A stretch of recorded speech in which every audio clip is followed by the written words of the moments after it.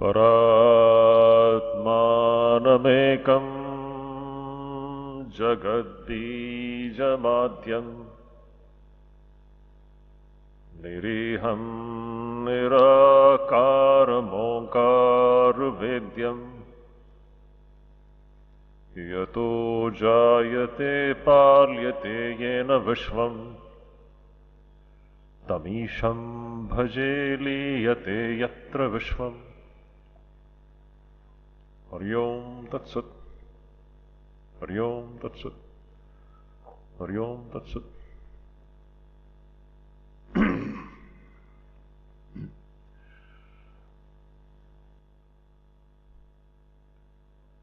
Dear devotees,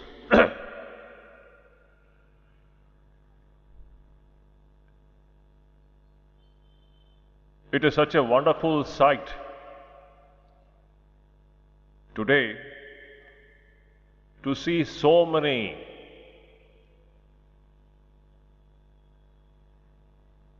forms of God sitting in front of me. I am referring to all of you as forms of God because this is what we are going to learn from this personality called Sri Sarada Devi, who saw everything as God and forms of God. Before I get into the subject of Holy Mother Sarada Devi, it's always a great pleasure to come to this camp organized by Vivekananda Yuva Mahamandal. Almost I have been coming here every other year. And one thing I have been noting that every year I have been asked to speak on Swami Vivekananda. And that is my very favorite subject also. Because when you speak about Vivekananda, the whole spirit is different. When you talk about Vivekananda, then nationalism comes, love for the country comes. What is our duty for the country? What is our duty for the humanity? All these things come. Vivekananda's relevance for the humanity, for the coming centuries. Wonderful. So, in the last couple of years, whenever I came here, I have been speaking on Swami Vivekananda. But this time, when I got the invitation card from Yuva Mahamandal, I saw that I have been asked to speak on the life and teachings of Sri Sarada Devi. The whole mood changes. That Ugra Bhava which you naturally get infused with. When you think about Vivekananda, naturally you become animated. You can't help it. Vivekananda's love for our country, it will animate any soul anywhere. That maddening love for our country. That is Vivekananda's bhava. But today I have been asked to speak on this another amazing personality, Sri Sarada Devi, in front of whom even Swami Vivekananda was like a small boy. That is the most interesting thing. This Vivekananda, the world-conquering Vivekananda, who had electrified India in the last decade of the 19th century, who had awakened India in the last decade of the 19th century, who had presented to the world the glory of India and Hindu Dharma in the last part of the 19th century, that world mover Vivekananda, when he would come in the presence of Holy Mother, he would be just like a small boy, as if he doesn't know anything. So from this we can make out what should be the stature of this person called Sri Sarada Devi. I am just reminded of some incidents.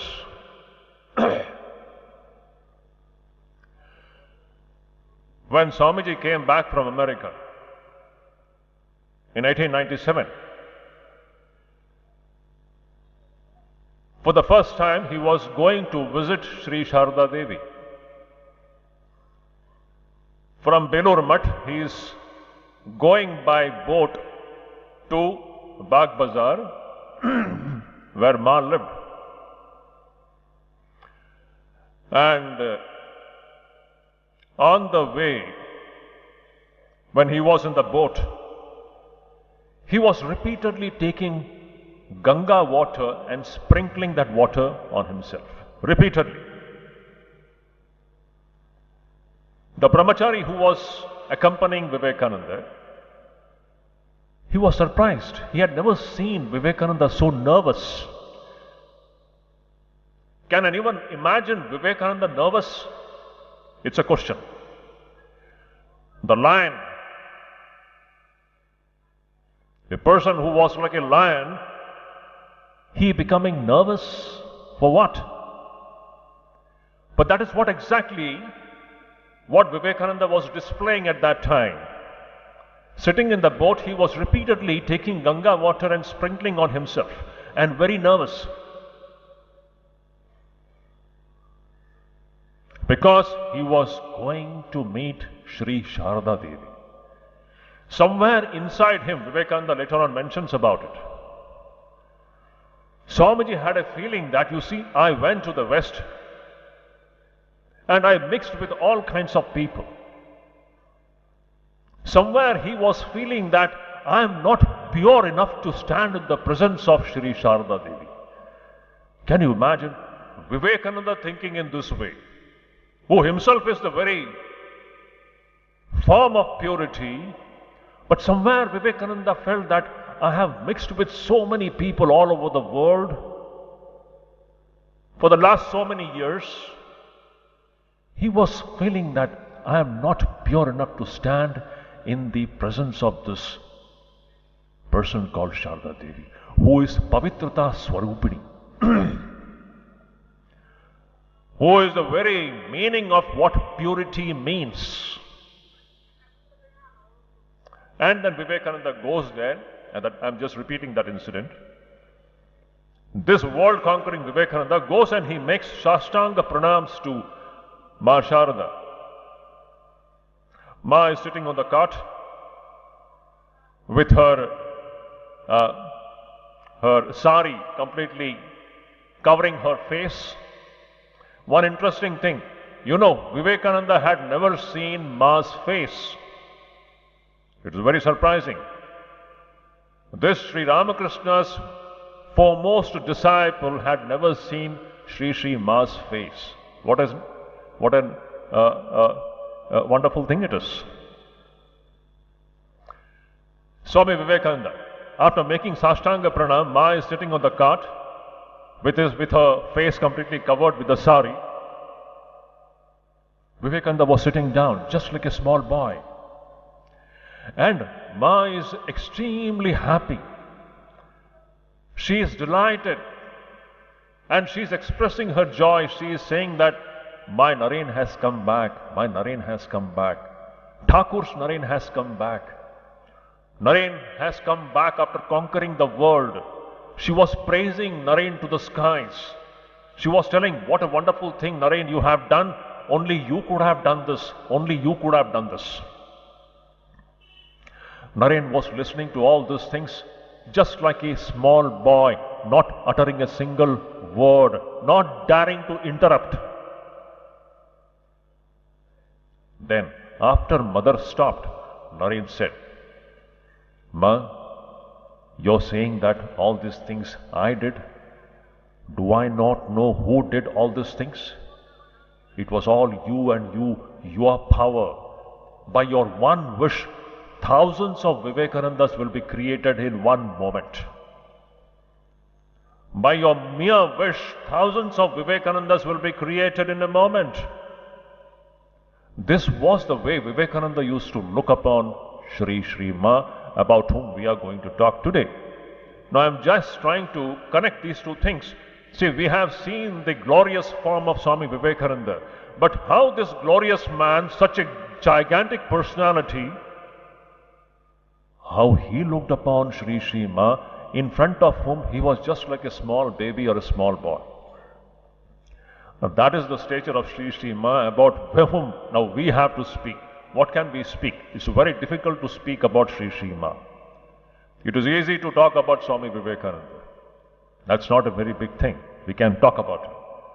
Because so much of glory is manifested in his personality, his attainments are so humongous. But about Ma, what can you talk? Externally, the most ordinary looking woman. Externally. Internally, the most extraordinary person.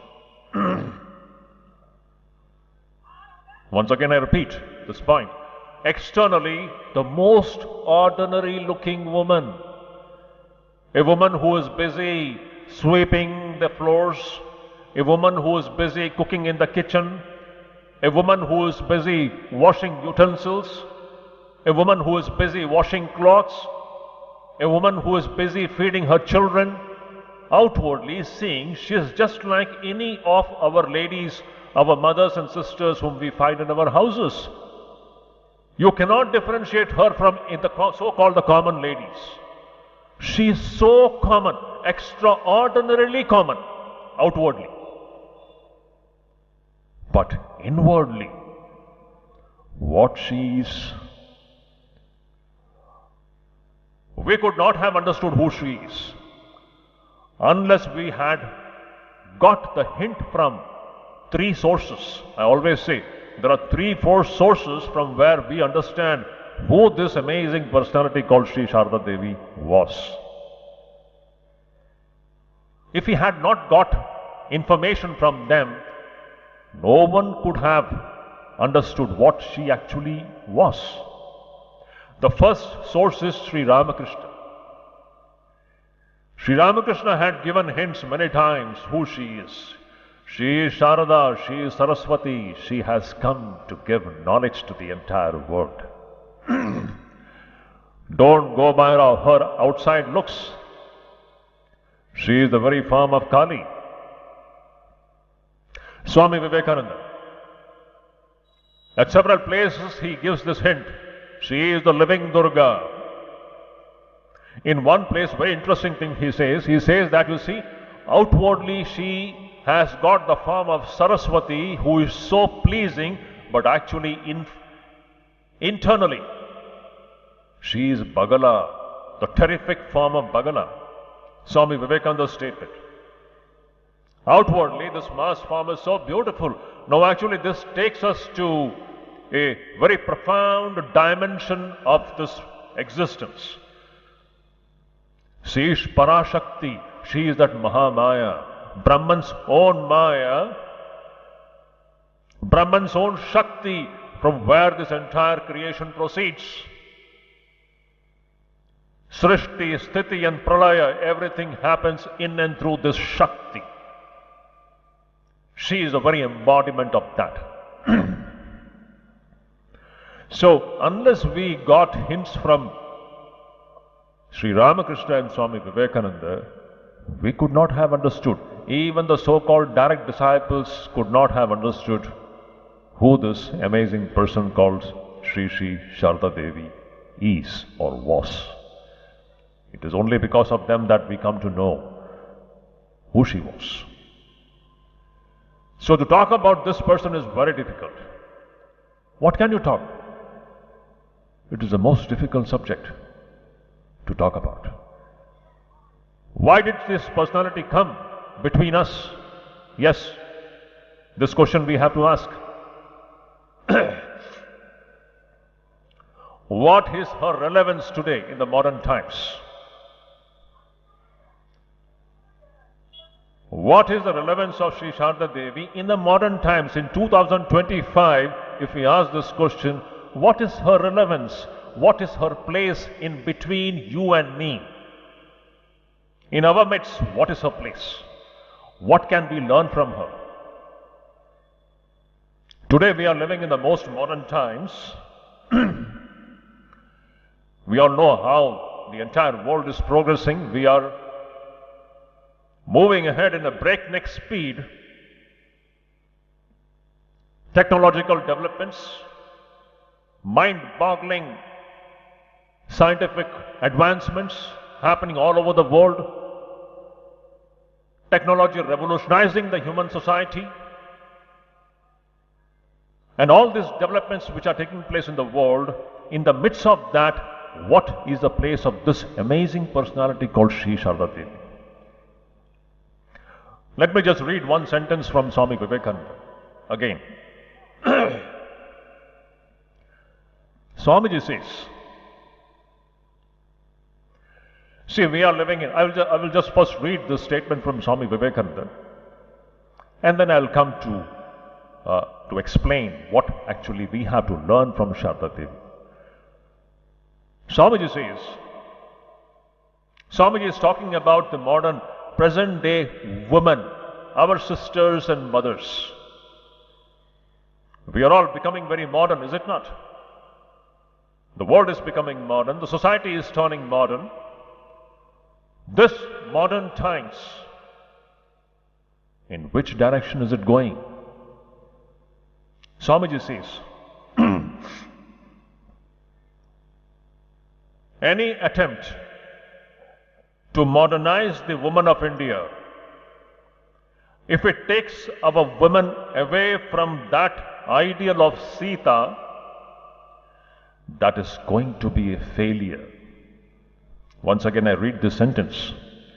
It is a very, very important observation made by Swami Vivekananda. He is talking about this trend to modernize our so-called the women folk.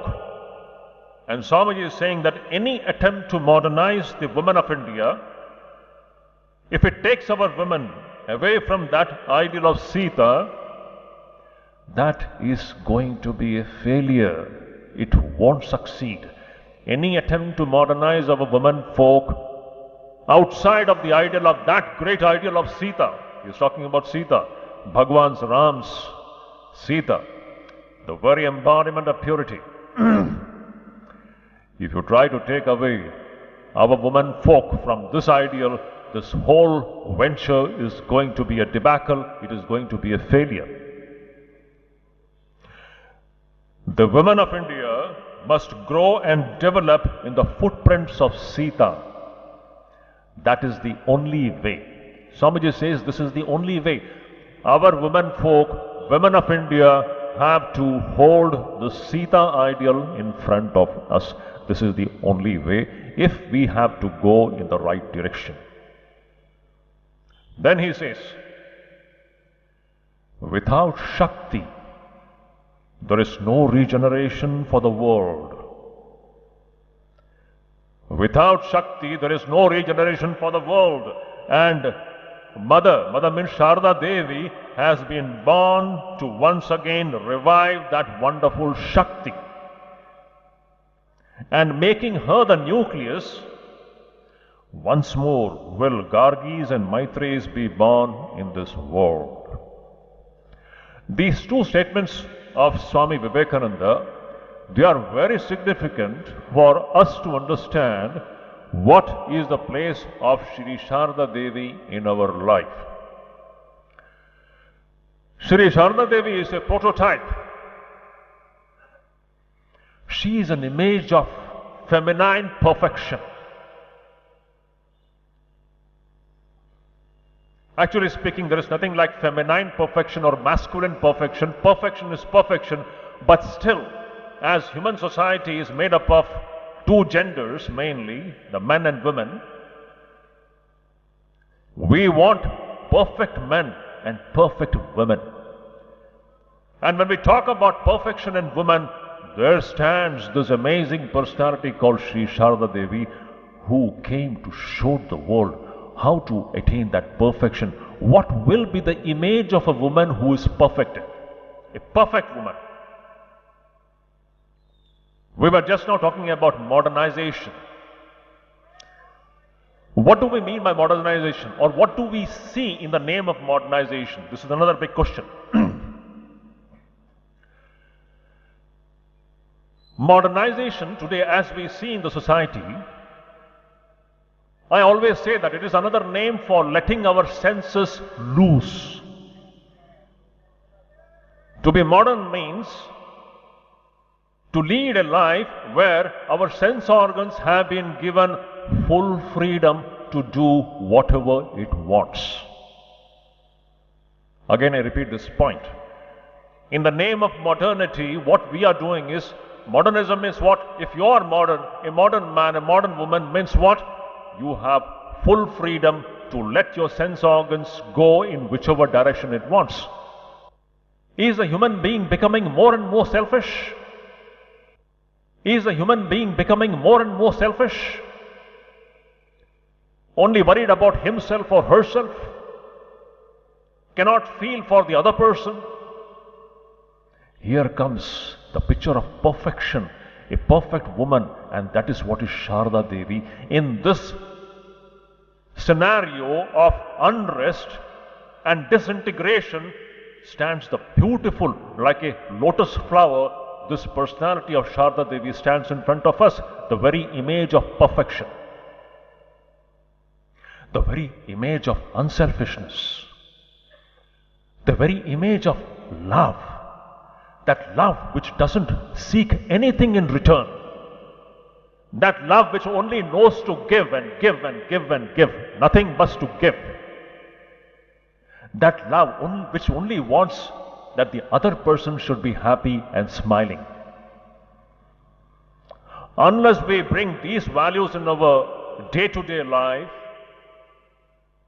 unless our women folk, now this is not only for women folk, our men folk also, unless our men and why is it that I don't have that love which is absolutely unselfish? Unselfish love. The most beautiful thing, the most precious thing existing in the human society is this unselfish love. And that comes from one dimension. And that is what Sarada Devi actually embodies within herself. When we know our true nature as divine, here we will have to go into a little bit of philosophy, can't help it. Our great spiritual masters, they have taught us that every man is divine, every woman is divine, everything is divine. You are divine, divinity is your true nature. Any other idea apart from this divinity is just an imagination, it is superstition. In everybody, that is the one reason she can, in everybody, that is the one reason she can love everyone equally. Her love is not limited to just 3 or 4 persons. Presently, if you just look into our love, it is just limited to 3-4 persons, me and mine, ami amar. In Bengali we say ami amar. Me and mine. My husband, my wife, my son, my daughter. I am only concerned about them. I am not worried about anybody else. Is this really love? This is not love. It looks like love. Swami Ranganathanji very beautifully and very in a jocular manner he used to say, we have heard it from him. People who are very selfish and whose concerns are limited to only 3-4 persons, ami amar, me and mine, my husband, my wife, my son, my daughter, that's all. How do these people pray? In a very sarcastic manner, the great Swami Ranganathanji Maharaj, a great Mahatma of our order, he would say, you see how these people will pray? They will say, God, save me and my wife, my son and his wife, we 4 and no more. Save me and my wife, my son and his wife, we 4 and no more. Their whole concern, all their sympathies are limited to a small area. So-called technologically advanced society, minus this perfection as the ideal, in which direction is it going? That is the place of Sarada Devi in your life and in my life. Another point, a very important point.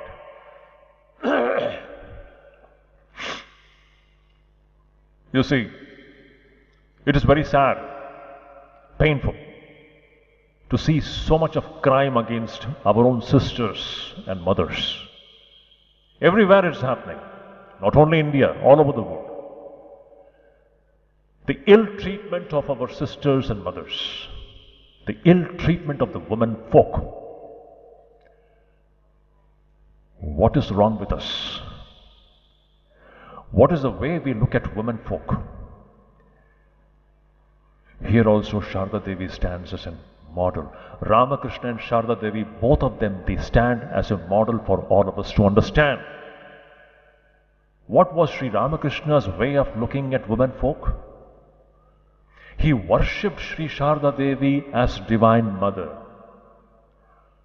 Sri Ramakrishna taught us to look at every woman as the very form of Divine Mother. How dare we insult or mishandle the woman folk? She is not a woman folk, she is the very form of Divine Mother. How dare? But it is happening. It's very sad. Unless our men folk, our boys, they change their way of looking at women, there is no hope. Without Shakti, there is no regeneration for the world. Swami Vivekananda's words. From Ramakrishna's and Sarada Devi's life, this is what we have to learn. Learn to look upon each other as divine. So beautiful. Sri Ramakrishna and Sarada Devi, they were the perfect demonstrations of the wisdom of the Upanishads. The Vedantic vision of seeing every human being as divine. Every man is divine, every woman is divine. Every other idea outside of this is pure imagination, is a superstition. Sri Ramakrishna taught us to look upon every woman as Divine Mother, and every woman should look upon every man as divinity. And then look at this relationship between this so-called man and woman. Again, they are setting a benchmark, they are setting a ideal before us. A perfect relationship between man and woman. Why does a man and woman come together in life, in marriage? Is it for just enjoyment? Again, we have to go back to our Indian ideal, the great ideal kept before us by our rishis. What Swami Vivekananda said. Any attempt to modernize our woman, if it takes them away from the ideal of Sita, it will be a failure. So what is that ideal relationship between a man and woman? Man and woman, they come together for the same purpose of moving towards the experience of that divinity which is inside each one of us. Marriage also has got the same goal. Marriage is not meant for enjoyment. Yes, there may be an element of enjoyment in it, but that cannot be the goal. The goal of a man and woman coming together is to be like friends, good companions, and walk together towards that goal of moksha, towards the goal of self-realization. Sarada Devi and Ramakrishna set this ideal before all of us. They came to show to the entire humanity this way of life, which is our ancient Vedic way of life, Hindu way of life. The most beautiful way of life, where the ultimate goal is the experience of the divinity. Where we begin to look upon everybody as divine. The husband looks upon the wife as divine. The wife looks upon the husband as divine. Parents look upon children as divine. Everybody is divine. It is through the string of divinity that we are held together. Vai sarvamidam protam sutre manigana iva, as Bhagavan Krishna says in the Gita. So beautiful. Another one point, last point.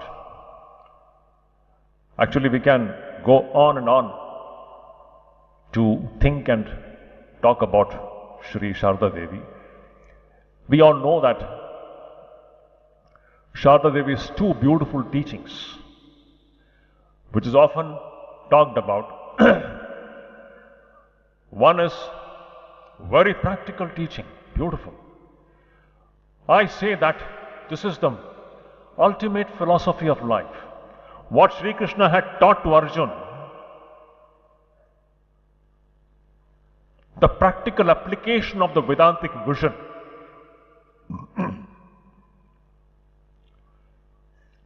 Ma says, see, Vedanta teaches us that everything is divine, is it not? Everything is divine, everybody is divine.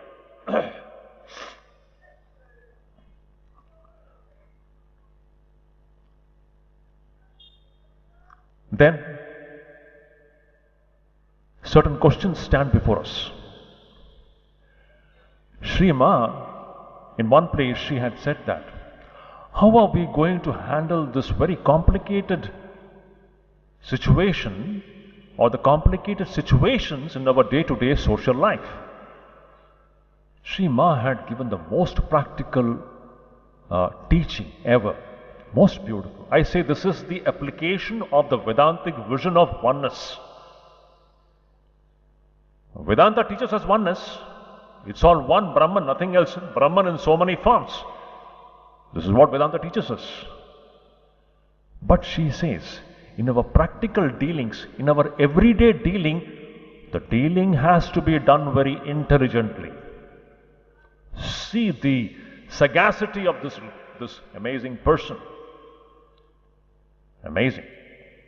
She says, Banglate uni bolen, Jekhane jemon, Shekhane temon, Jar jemon, Tar temon, Jokhon jemon, Tokon temon. It is the most beautiful teaching, actually speaking, in my estimate, that anybody has uttered. It is a reiteration of Bhagavan Krishna's teaching in the Gita, teaching Arjuna to respond to a situation based upon where he is standing, based upon what kind of people he is facing, and based upon the time. See, in our day-to-day life, we have to face all kinds of people. Our response to a certain situation should be based upon the place, the person you are dealing with, and also the time. There cannot be one standard response in all the situations. Look at the practicality of this lady's teaching. The most practical teaching, the practical application of the Vedantic vision of oneness. She is saying that our response to a situation, it cannot be always the same. It has to change according to the person you are dealing with. If an evil person is coming and standing in front of you, what will you do? You have to deal with that person in the way that person deserves to be dealt with. As Sri Ramakrishna says, the cow is also Narayana, the snake is also Narayana. They are the two forms of Narayana, but to the cow you can go and you can pamper, you can cajole the cow. That you cannot do to a tiger or a snake. The tiger or a snake has to be dealt with in the way it deserves to be dealt with, without losing the vision of being Narayana. Jar jamon tar tamon. So though everything is Brahman, everything is one reality, God, but in the manifested state, that supreme reality manifests in the form of good as well as evil. So the intelligent way of the handling situations, it has to be such that it has to be based upon the person you are dealing with, the situation in which you are, and the time and the circumstances and the place. So beautiful. Arjun was confused in the Gita. He was doing what he was not supposed to do, and what he was supposed to do, he was not doing. There was a need for Krishna to show him, this is the time to fight, my dear boy. This is not the time to talk about big philosophy. The situation is different. The situation demands that you have to act in a certain way. This is exactly what Ma was telling. Such a beautiful teaching it is. As is the person, so should be your way of handling that person. As is the time, so should be your response to it. And as is the place, so should be your response to that particular situation. Jar jemon, tar temon, jekhane jemon, shekhane temon, or jokhon jemon, tokhon temon. What a beautiful teaching it is. The practical application of the Vedantic vision of oneness. Yes, everyone is one, but we, in our day-to-day life, its application should be in this way. And it is a use of common sense in our day-to-day situations, without losing the vision of oneness. Again I say, without losing the vision of oneness, it is responding to situations according to the need of the time, person, and the so-called place. Ma's most practical teaching, according to me. One more teaching, we all know that very well. Sri Ma says, my dear child, if you want peace of mind, do not find fault with others. Know that here no one is a stranger. Everybody belongs to us. If you really want peace of mind, do not find fault with others. Now just imagine what an important thing it is. We are given to always finding fault with all our persons, near and dear ones. That is why we never have peace of mind. We suffer and suffer and suffer because of this very dirty habit of fault finding. Always pointing our fingers at others. Unless we rise above this, no one can have peace of mind. This is another big Vedantic teaching. Instead of finding fault with others, our vision should be to see the divinity in the other person. The fault is only on the surface. Inside, it's the same God. Again I repeat, the fault is only on the surface. Inside, it is the same God, the same divinity.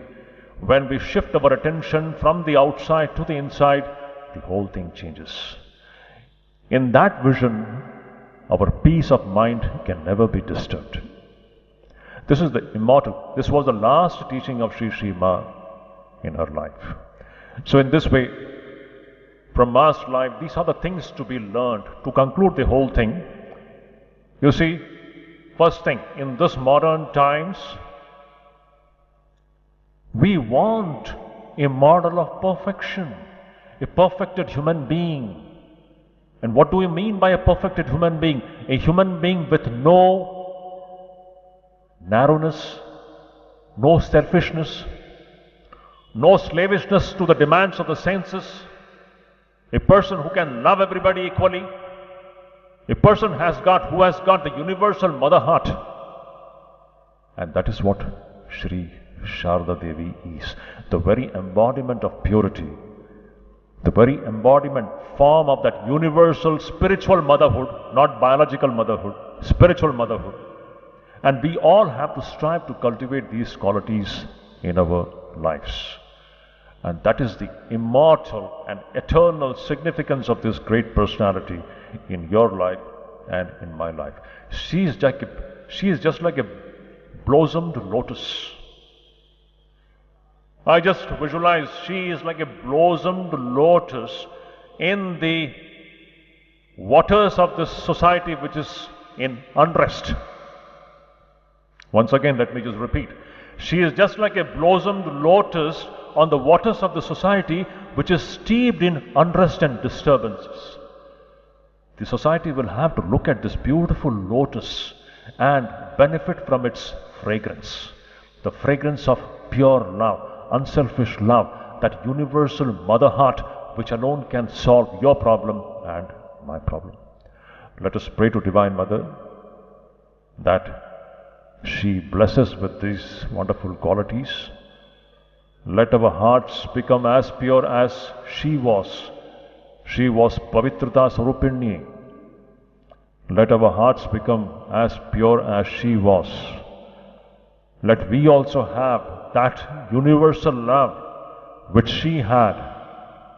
Let we also have that capability to forget and forgive the faults of others. Let we also have that capacity to see divinity in everybody and stop fault finding. This is the prayer to Shri Ma. Thank you so much.